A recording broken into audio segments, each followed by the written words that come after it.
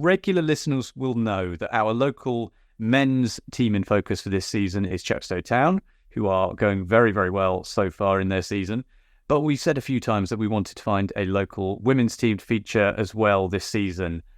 Last year we covered Newport City Women, who had a sensational season, winning their league, getting to a cup final. And yeah, it was a real pleasure to get to know them and watch some of their games.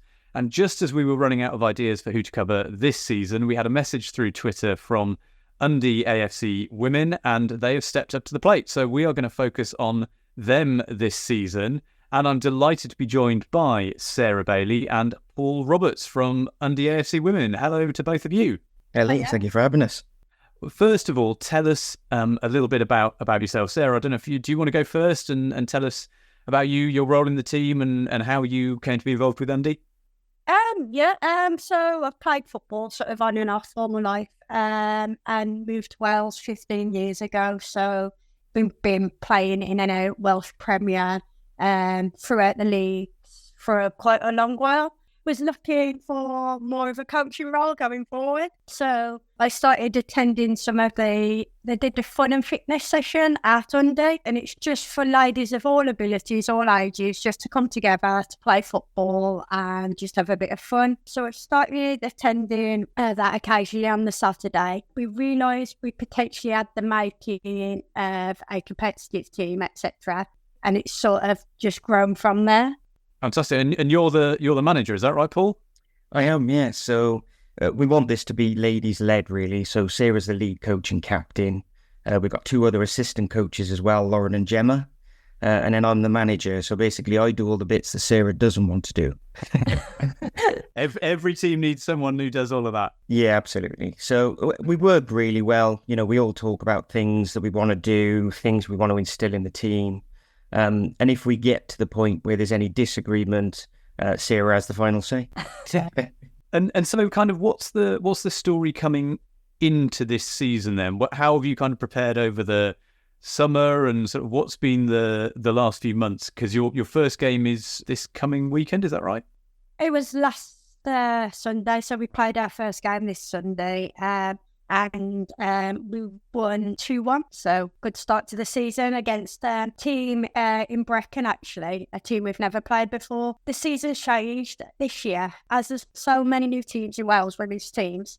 They've split the leagues into more of a round robin, so you play an initial, I think it's 5 or 6 games, and then based on the results of those mini leagues, you move into bigger leagues going forward. It definitely seems to me that the women's setup certainly in kind of South Wales, it's a little bit chaotic that, you'll suddenly get, like playoff matches happening or kind of round robin stuff going on at this point of the season to determine stuff. And then people are kind of getting towards the end of the season and never quite being sure whether, even if they win their league, they'll win promotion. It's always a bit not quite making it up as they go along, but it's quite hard to keep track of for the outside observer. It's the growth, really. This season, there's 20 new women's teams just in South Wales. So that's why they've set up these 5 groups, do a bit of a round robin, play each other once. So this is only until the end of next month. And then that will distill probably within the South Wales Women's and Girls League. There'll probably be 4 leagues, 4 divisions. And then above that, you have the Adran, which is where you have the Premier, and then the North and South. It's grown massively over the last few years. And what kind of are your, I guess until you know what league you're in, it's hard to really kind of pin it down, but what are your aspirations for the season then? Really, to continue where we left off. I mean, the growth throughout the season was crazy. We sort of went into it just looking to survive in the league, and by the end of the season, we went 8 games unbeaten. We attracted quite a few good calibre of players throughout the season. I think the way we do things, the way the team runs, how everybody gets together has become quite popular, and we've attracted some really good experience because of that, and people have fitted in really well. So I think the aspiration is to continue to grow, but not at any detriment to anybody else.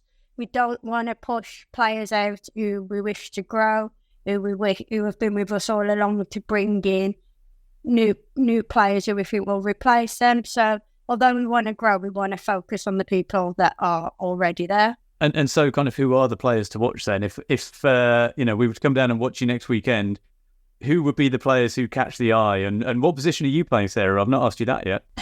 Pre-season, I say I'm not going to play anymore. I'm going to retire, but I think I played probably 90 minutes of every game last season. So, I play a CDM role, so probably do the tackling in the team. No skill ability. Midfield general. Yeah. Every team needs one of those. Yeah, I'll tackle and head or anything, but no technical ability at all. I'd say player-wise, probably Olivia Sully. She's a young girl we had come in. Never really played for a team before. Quite quiet and shy, but she's grown so much. She's absolutely electric.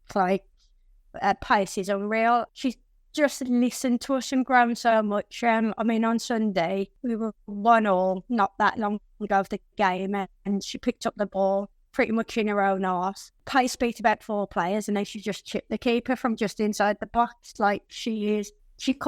She's a person who could go on to play at quite a high level. Yeah, so it is a lot of the youngsters, really. So we've got quite a few that were sort of 17 turning 18. So obviously Liv being one of them.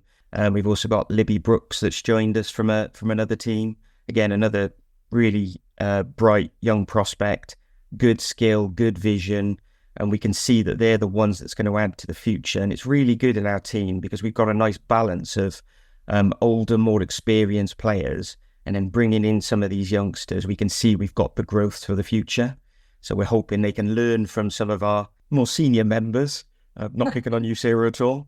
But at some point, Sarah would like to step away from the on-pitch and be more of the sort of commanding role in the sort of managerial position. And actually, Sarah's advancing all of her coaching training at the moment. Is it the C license now you're just going through at the moment, aren't you, Sarah? Yeah, so I start that in October. So, yeah, as I say, looking to step away. I do say that I know I'll probably miss it if I do that. So, we've got age ranges from, I think the youngest is 16, the oldest being 50. So, just to see the happiness and benefit they all get out of football is probably just as rewarding as playing myself.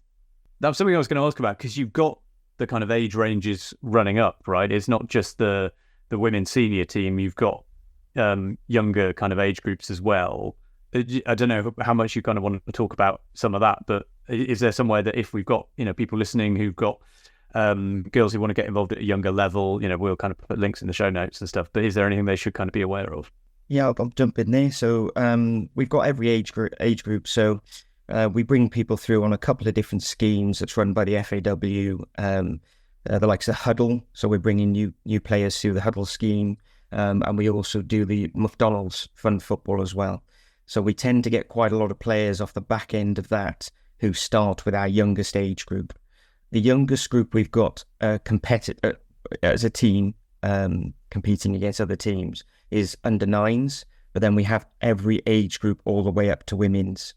So it basically works in 2-year school groups. So that's fantastic to hear. And so for the women's kind of senior team, then your games are played at the Causeway, just like the men's team. Is that right? They are, yeah. So one thing that's been fantastic over the last year is seeing more of the female game actually played on our pitch one. Yeah. So our pitch one is quite a high standard, more than it needs to be, originally for the men and the level that they play at.